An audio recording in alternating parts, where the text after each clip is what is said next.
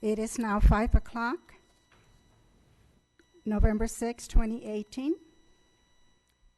and I call to order the regular meeting of the City Council of the City of Victorville.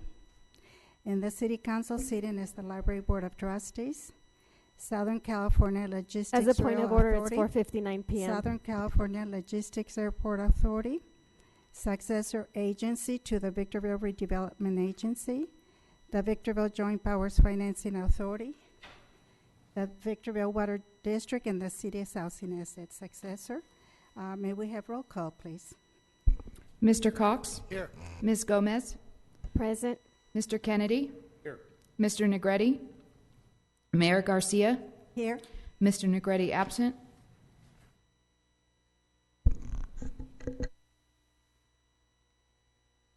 This is the time and place for the general public to address the City Council on any item listed or not listed on the agenda per Government Code Section 549-54.3. State law prohibits the council from addressing any issue not previously included on the agenda. The council may receive testimony and set the matter to a subsequent meeting. Comments are to be limited to 3 minutes per individual or less as deemed necessary by the mayor. Depending upon the number of individuals desiring to speak, all communications are to be addressed directly to the council, not the members of the audience. This is a professional business meeting, and courtesy and decorum are expected. Please refrain from any debate between audience and speaker, making loud noises, or engaging in any activity which might be disruptive to the decorum of the meeting. Any person or group who interferes with the conduct of a city council meeting by willfully interrupting and or disrupting the meeting is subject to removal. A peace officer may be requested to assist with the removal should any person or group fail to comply with an order of removal by the council. Any person or group who resist removal by a peace officer is subject to arrest and prosecution pursuant to California Government Code Section 549-57.9, Penal Code Section 403. May we have oh, I'm sorry, I do have one card here. Miller Marks? Yes. Yes, you can speak now.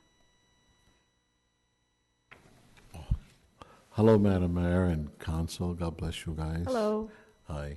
I came here a little earlier because we had another engagement to go to, and I just wanted to bring to your attention, I'm the party who lives on Mariposa and Tamarack, and remember, well, it's been about over a year now that we came here back in October in 2017, and I had that accident right in front of my home.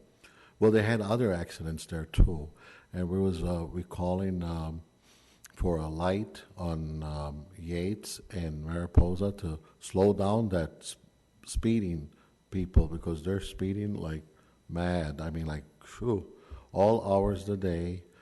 I know the officers are trying to do it the best that they can, and they're doing a good job, what I see of it.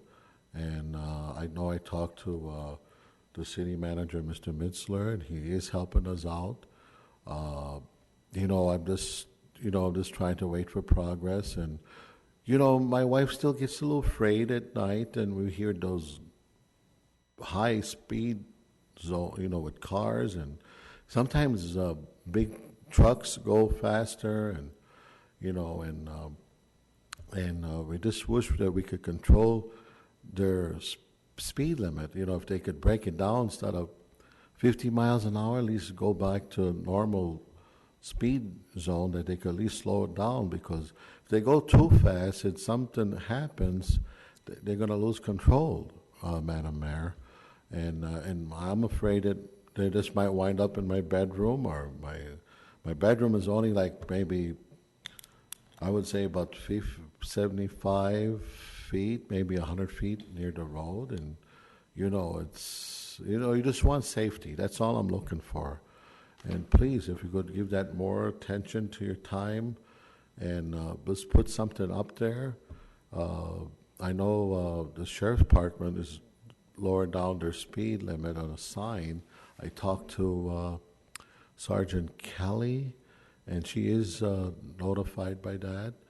but they're still going fast. You know, they're still not. That me? I thought it was me. They're shooting at you. Yeah, give up. So that's all I wanted to bring to your attention. Please consider that, please, for our family's safety. And now I had other people came here, my neighbors. We all talk about it. The only thing is, see, they want to come down here too and tell them their story to use, you know, to the council and to you, Madam Mayor, but their jobs gets them off track, you know, and so, you know, it was a group of us a little while ago. Then, you know, then some had to work, some had to do other chores, you know. So, but I'm speaking for them too, you know. So please take this consideration and see what you could do about it as soon as possible. And, you know, and I really appreciate it because, you know, we don't want nothing to, you know, we just trying to be protection. That's all we're asking for, Madam Mayor. So. Well, thank you. We are aware of the problem. I don't know, you say that Mr. Messler has been working with you? Yeah, we did talk. Yeah, very wonderful. We had a good chat.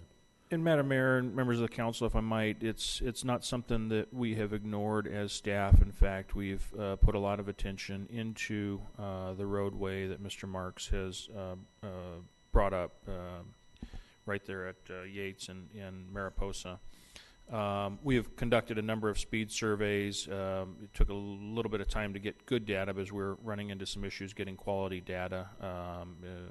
But now that we have the data, we believe that there are warrants in place to make some type of signal improvement at Yates and Mariposa. So I think what we've found is that the first step in determining that there are warrants for improvements at that intersection exists, and now that we've been made aware of that, we can then start pursuing the planning process, which includes prioritizing it as a function of our CIP, which that becomes something that we would consider as a part of the budget process, and then also the same budget process contemplates the funding of it. So we'll continue to focus on this intersection. I think what I would like to say is while we've identified that there are justifications now to make improvements at that intersection, it's not immediate. It's still subject, obviously, to funding and prioritization because we also have some other signal needs throughout the city. But it's definitely on our radar, and we're doing as much as we can to address the needs at that intersection. Well, I would ask that the city manager keep the city council informed, whether it's through a memo. I've spoken to this gentleman, and he said that this was August 2017, and he has seen no progress. So I think as the face of our community, if the city manager would continue now to keep us abreast of these issues, perhaps we would have more information on behalf of representing our constituency. I know I have not received anything from the city manager, and I don't know if the other council members have. We will be contacting you later on.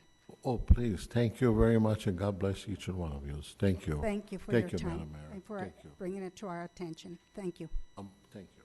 Thank you. Now, can we have declaration of closed session items by our city attorney, please?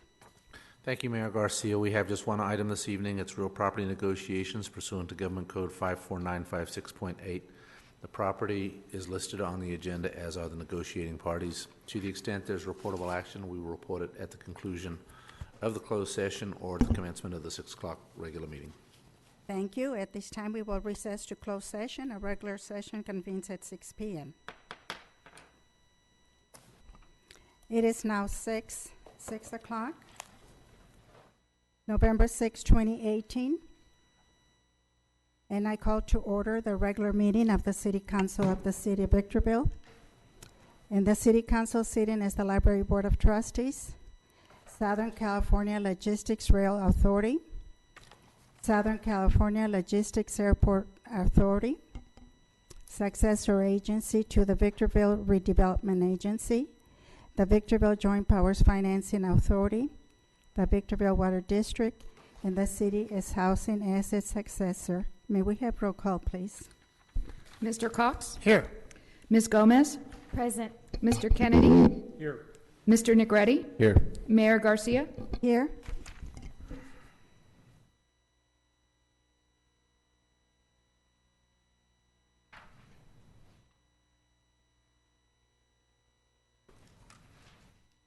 May we have closed session announcements by our city attorney, please?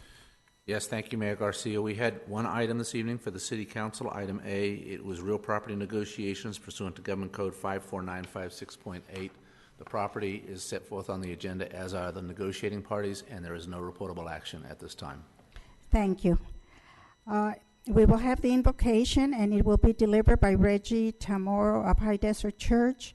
Pledge of Allegiance to be led by Police Chief Rick Basinger. So please stand.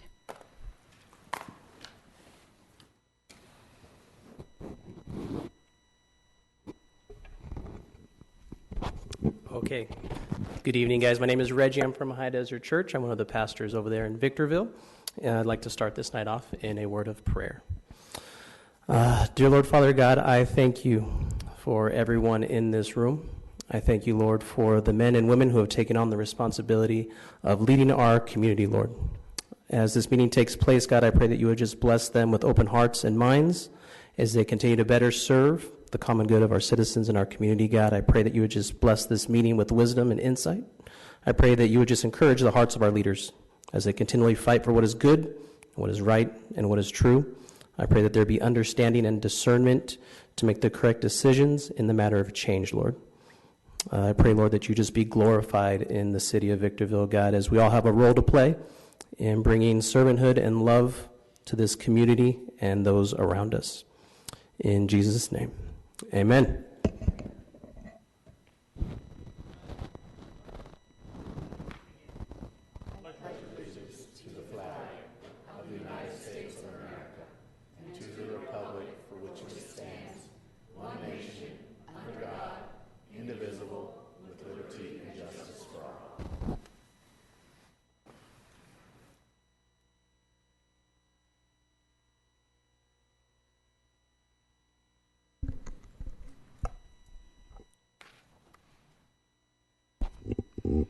This evening, we do not have any proclamations. We also do not have any appeal hearings, and we do not have any public hearings. So I will move on to consent calendar. City clerk present the agenda. She's not, she doesn't want to do that. I'm sorry, is the point of order, what's going on? I will continue consent calendar. The point of order, I'd like to know what's we happening. are on Nothing? consent calendar, items C1 through C3, and they can be approved with one motion unless there is an item that needs to be pulled for discussion. Move approval of consent calendar. Second. Motion by Mr. Negretti, seconded by Mr. Kennedy. Any further questions or comments? All those in favor? Aye. Aye. All those opposed? Motion carries unanimously. Now we move on to written communications. First item D1, budget amendment and annual purchase order request for Mojave Water Agency Bank water supplies for High Desert Power Project. Madam Clerk, read the recommendation. That the Victorville Water District Board of Directors adopt resolution number VWD 18-012 and approve the annual purchase order request to the Mojave Water Agency not to exceed $278,000 for stored water rights on behalf of the High Desert Power Project. Thank you. At this time, council members, any questions of staff? I'll start with Mr. Negretti. Do you have anything? No? Mr. Kennedy? Yeah, what fund is this?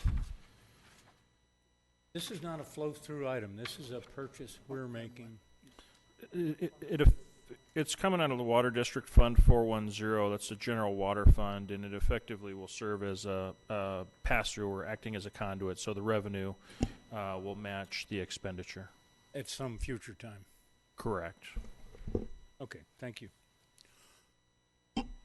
I'd move approval of the item. I still need to ask. What? Blanca Gomez, do you have any questions? Yes, Gloria Garcia, I have questions. I was talking to you in the back room with HDPP. the project. I wanted to understand how does it relate to the city of Victorville, and then can you explain and contextualize that project for a better understanding? I certainly can. MWA effectively is the water master for the adjudicated basin. They're also the approved water contractor with the State Water Project, and they have relationships with retailers such as ours, the Victorville Water District, to actually sell water for local consumption purposes. And so the relationship to deliver and retail wholesale and then eventually retail is between Victorville Water District and MWA. As a part of the CEC permitting process for the High Desert Power Plant, the High Desert Power Plant was required to bank store water in the underground aquifer up to about 13,000 acre-feet of water. And a few years ago, their permit was modified and an agreement was entered into amongst all of us, the High Desert Power Project, MWA, and the city, where we would serve effectively as a conduit to purchase banked water that's necessary by HDDP. We'll take that water out of the State Water Project. It'll actually percolate into the Mojave River and be stored and then effectively banked until it's needed to satisfy water needs for cooling at the High Desert Power Project plant. Every banked molecule of water that's put into the ground, we effectively get charged by MWA, and we pass that charge on to the High Desert Power Project. So the HDPP project is essentially to percolate the water, so it's like a storage type of shed. Is that what you just said? It's a storage agreement, yeah. Okay, I appreciate it. Thank you. Jim, did you have any questions? No questions. I do not have any speaker cards. Therefore, I request a motion. I move approval of the resolution VWD 18-012 as recommended by staff. Second. Motion by Mr. Cox, seconded by Mr. Negretti. Any further questions or comments? All those in favor? Aye. Aye. All those opposed? Motion carries unanimously. Item D2, ratification of water main emergency repairs and approval of additional appropriation for emergency work on Hesperia Road near Jasmine Road. Madam Clerk, read the recommendation. That the Board of Directors ratify expenses for water main emergency repairs on Hesperia Road north of Jasmine Street, adopt resolution number VWD 18-013, thereby amending the annual budget for fiscal year 2018-2019, and approving additional appropriations of $254,568.67 from Fund 410, Water Fund for Emergency Water Repairs on Hesperia Road, and approve an amendment to the service provider agreement with DDH Apple Valley Construction in the amount of $245,568.67, and authorize staff to file a claim against Frontier Communications to recover costs associated with the emergency water repairs. Thank you. Any questions of staff by council members? I will start with Ms. Gomez. Yes, so the ratification and the modification, how does that affect our taxpayer base? I'm looking at the local transportation funds that are generated at 0.25% sales tax, but I know there was an emergency and we got a memo in terms of what's happening, but would you be able to contextualize how this is either affecting or not affecting? We're using LTF funds, which are not general funds. Do you understand my question?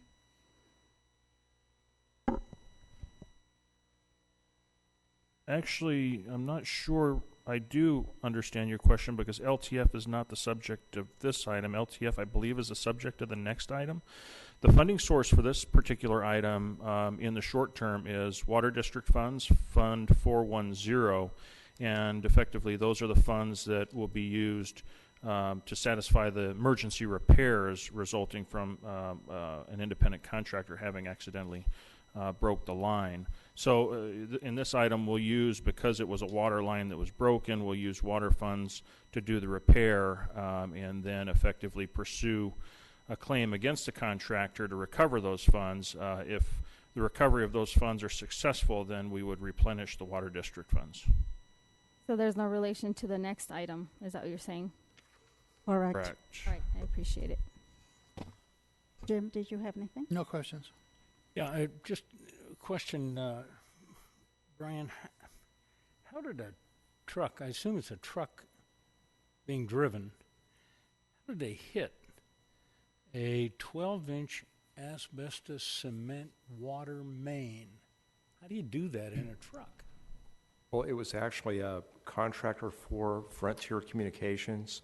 Well, they and were doing some digging underground? They were doing a directional bore under the pavement, and they hit the water main, which has a relatively high pressure, and so a lot of water was lost, and that pressure caused the pavement to uplift. Sorry. Good, yeah. Dumb question, good answer. Thank you. I do have one question. Yes, go ahead. Kind of interesting, is there any way to tell how much water was dumped on the ground? And is there a charge to the person who caused the damage to also pay for the water as well as repair the pipe? That's a good question, and yes, I learned from our water production staff that they're approximating about 1 million gallons of water was lost, and yes, we do intend to recover the charges for water. How long did it take to shut that off? Did you have a valve anywhere nearby? Yes, there are valves.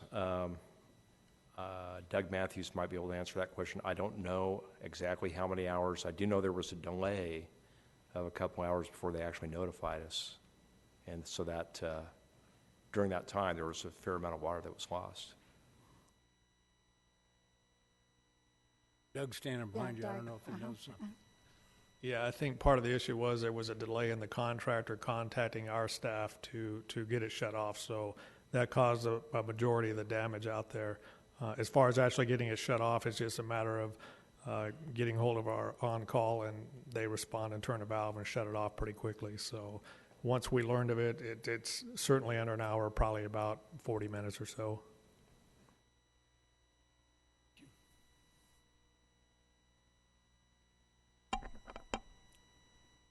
Thank you. I don't think we have any other questions. I do not have any speaker cards. Therefore, I need a motion. Move approval of item D2. Second. Motion by Mr. Kennedy, seconded by Mr. Cox. Any further questions or comments? All those in favor? Aye. All those opposed? Motion carries unanimously. Item D3, filing of local transportation fund, a claim for fiscal year 2018-2019.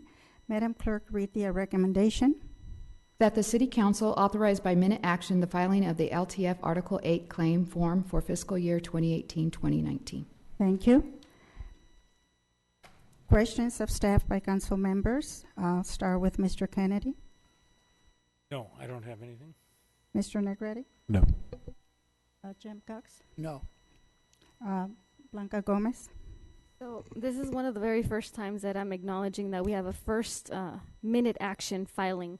Why did we choose that process versus what we typically, or what I would typically see here, that is not by minute action? And this is, if you can explain that process, I would appreciate it. And I understand that we're receiving a budgeted revenue, and this is coming from LTF funds. So, Madam Mayor, City Council, on this, the minute action is required because they don't require an actual resolution to be passed by the City Council to submit this reimbursement or reimbursement claim. So it's just by minute action, you're just indicating that you agree with the request, that you reviewed the request before it's sent over to SBCTA, but a resolution is not required. So that's why by minute action, you're... So would you explain why we're doing it by a minute, not a resolution? Is that just a different process that we're incorporating now? Not a different process. It's just a resolution is not required to submit the claim form.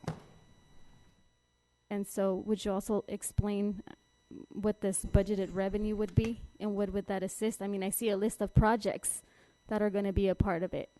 So was there an application, a grant submitted, and you're going to do it through a minute action? I mean, these are revenues. It doesn't look like it's a grant. This is an annual process that staff goes through to request the money from SBCTA for LTF funds. It's an annual process, so the money is due to us annually, but we must go through this claim process. and they just don't require that a resolution be authorized. And does it change annually, or is it always at a 0.25% statewide sales tax? So the sales tax base stays the same, but the amount could vary based on the sales tax collected statewide. So is this competitive, or is just all municipalities just take something like We get this? an allocation based on factors, and I believe it's based on, is it population, Keith? I'm not sure, but we do get an allocation from the state down to our regional association with it, which is SBCTA. The money rolls to them. We work with them through the project, then we get our annual allocation. And so is this also processed through the committee? Because I know Kennedy sits on that board. Does it go anywhere through him where he has to cast a vote, or is it just strictly personnel and staff? I don't understand. So I understand that there's a council member that sits on the SBCTA. Mm-hmm. So I'm wondering if he has that information, or it just merely goes from staff at SBCTA to staff at Victorville, in our city.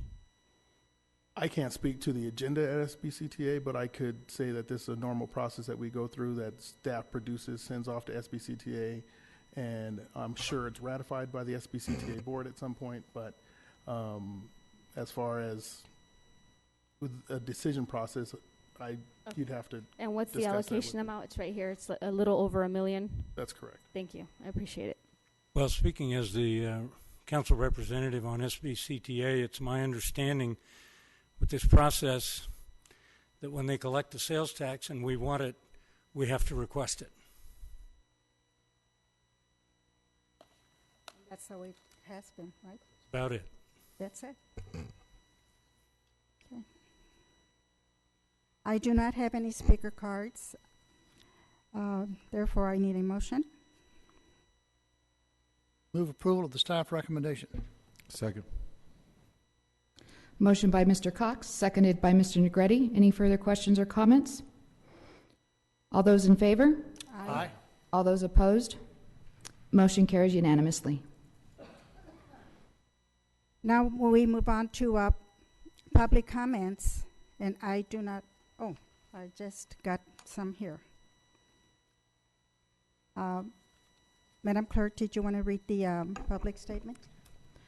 This is the time and place for the general public to address the City Council on any item listed or not listed on the agenda. Per Government Code Section 54954.3, state law prohibits the Council from addressing any issue not previously included on the agenda. The Council may receive testimony and set the matter to a subsequent meeting. Comments are to be limited to 3 minutes per individual or less, as deemed necessary by the Mayor, depending upon the number of individuals desiring to speak. All communications are to be addressed directly to the Council, not to the members of the audience. This is a professional business meeting, and courtesy and decorum are expected. Please refrain from any debate between audience and speaker, making loud noises, or engaging in any activity which might be disruptive to the decorum of the meeting. Any person or group who interferes with the conduct of a City Council meeting by willfully interrupting and/or disrupting the meeting is subject to removal. A peace officer may be requested to assist with removal should any person or group fail to comply with an order of removal by the Council. Any person or group who resists removal by a peace officer is subject to arrest and prosecution pursuant to California Government Code Section 54957.9, Penal Code Section 403. Thank you. I do have 2 cards. The first one is Maggie Martin.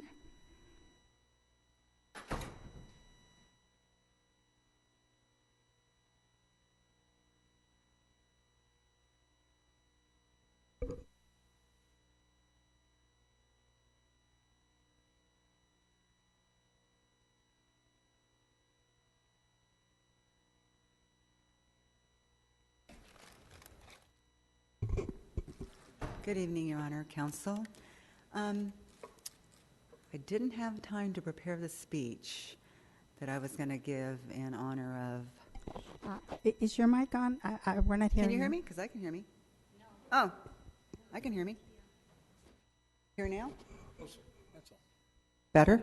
There we go. Do you really need a microphone for me? Okay. So, I had a little speech, was going to prepare, didn't have time to do it, in honor of Councilman Kennedy forthcoming departure from the dais. But also, I got to be honest about it. I thought today would be the last time you would be seating, and I was talking to Ryan McCachran earlier today, And he said, no, you'd be here for a couple more meetings. Is that correct? One more. Okay. So in lieu of that, I will save my flowery tribute for the his last meeting. But I'd like to ask if I can approach and give him this floral bouquet Yes. in respect and honor. I thought those were for me.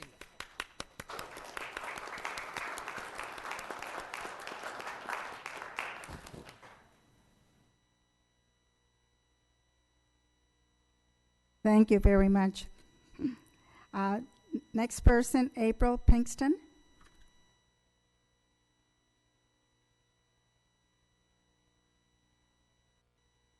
Good evening, Mayor and City Council.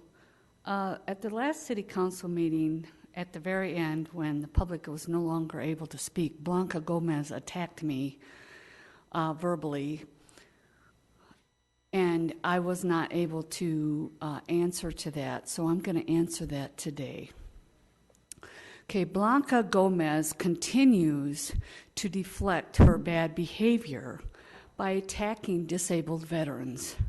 She brought up the point that I have PTSD, which I do have, and I have announced that. Everybody that knows me knows I have it, okay? I am not ashamed of that.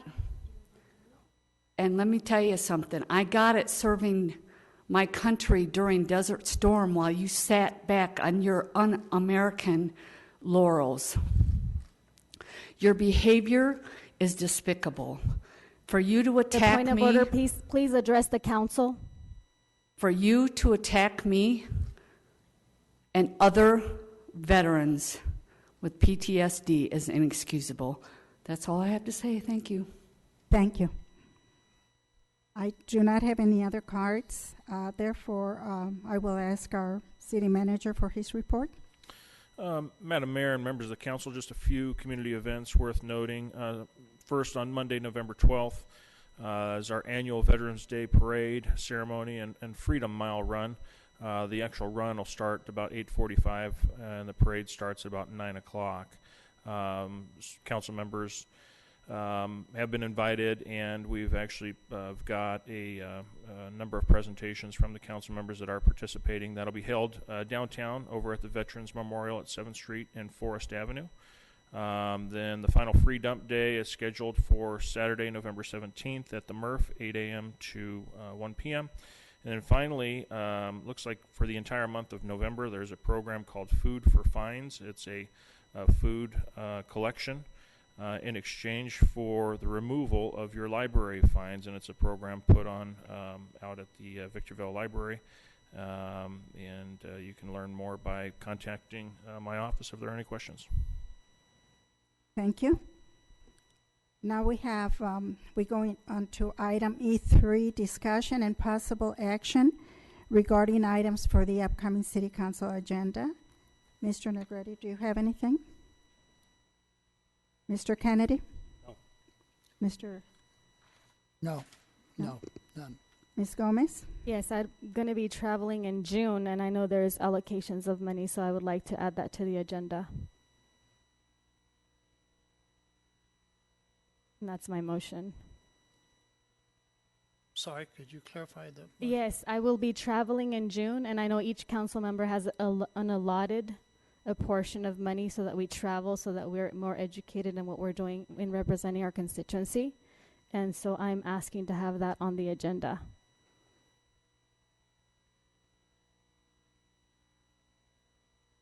Is there a second? There being no second, the motion dies.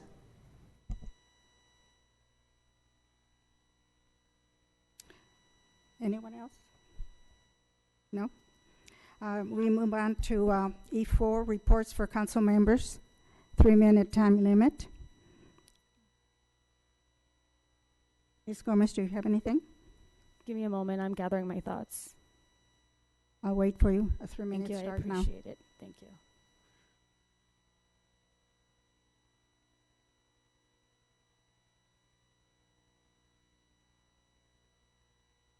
Okay, so I have had several complaints about a certain continual handful of sheriffs. As a matter of fact, one of them is here that I've received several complaints about, but I'm going to verify that when I get the card.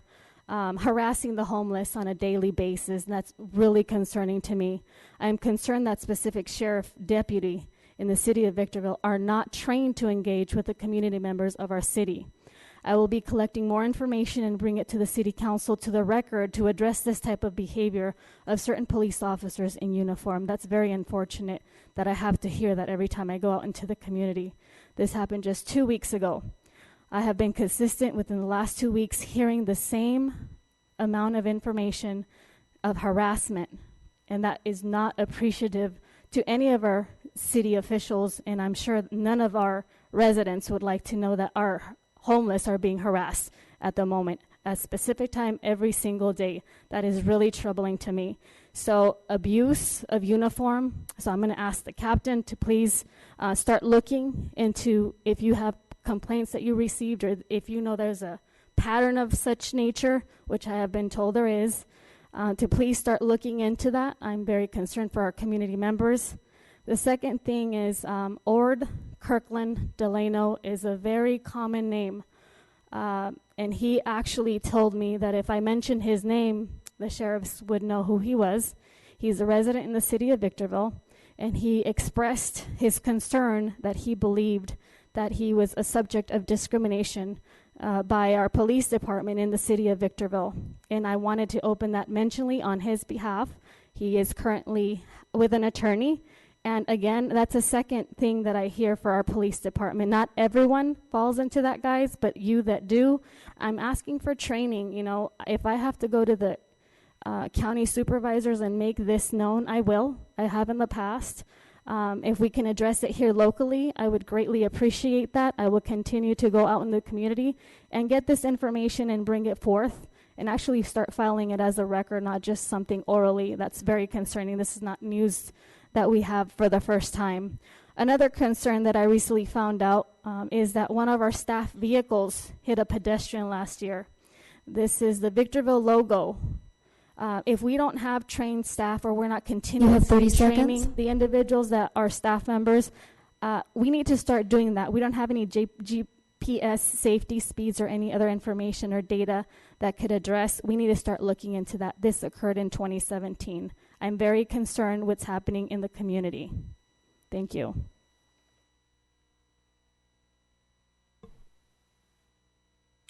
Yes, to the Sheriff's Department, keep up the good work.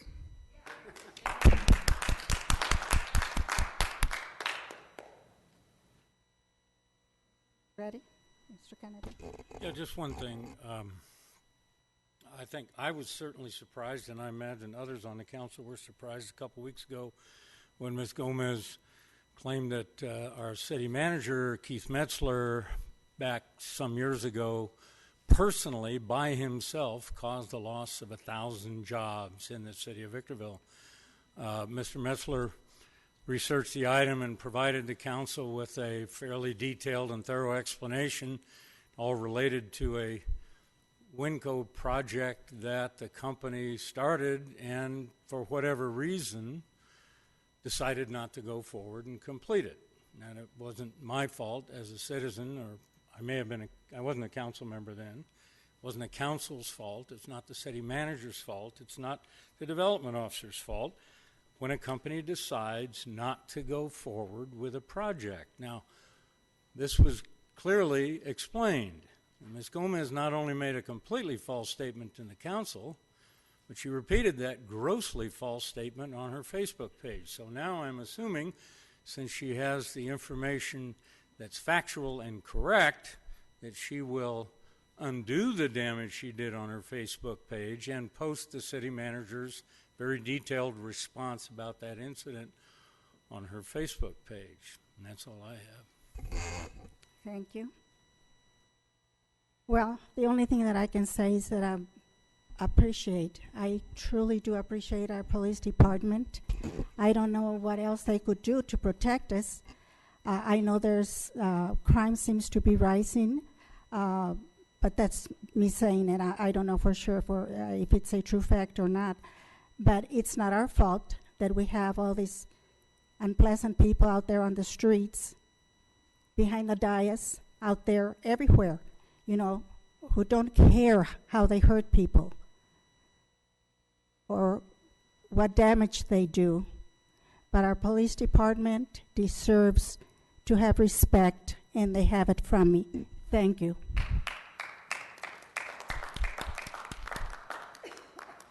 And that's all that we have for this evening. Meeting is adjourned.